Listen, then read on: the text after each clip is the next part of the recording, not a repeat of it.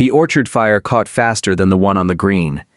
Dry apple wood burned hot, and the blanket over Mara had already begun to sink into itself, edges curling black.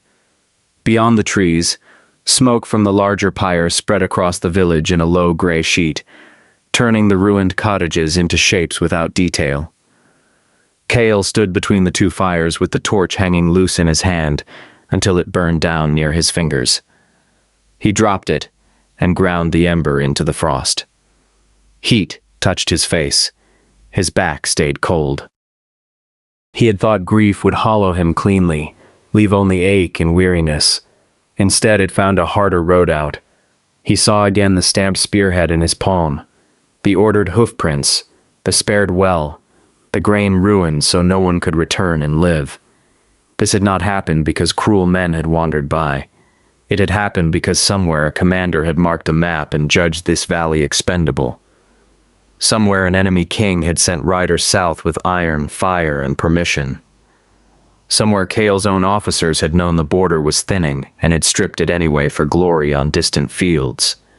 They had called men east, west, wherever banners mattered more than farmsteads. They had left old men, wives, and children to stand in the path of armies with hatchets and prow.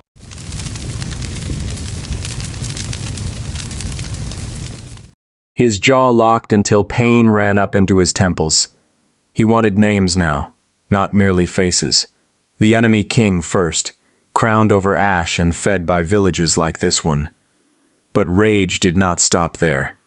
It turned, sharp as a blade in close quarters, toward the dead court he had served, toward polished captains who spoke of necessary losses over wine, toward the king he had followed without question, decent man or not, because decency had not kept watch on these roads.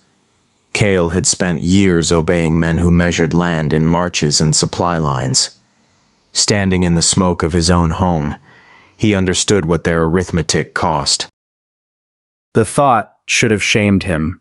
Instead, it steadied him. If the world was ruled by men willing to spend villages for advantage, then he would stop asking what was permitted. He stood with Mara burning behind him and his neighbors before him. Broad shoulders squared inside soot-streaked mail, weathered face lit red by the pyres, gray eyes gone hard as winter iron. In the silence, he passed sentence on kings, on captains, on every hand that had signed, ordered, ridden, or looked away. Then he turned toward the road east, where the killers had gone, and began to plan how a single soldier might make himself costly to an army.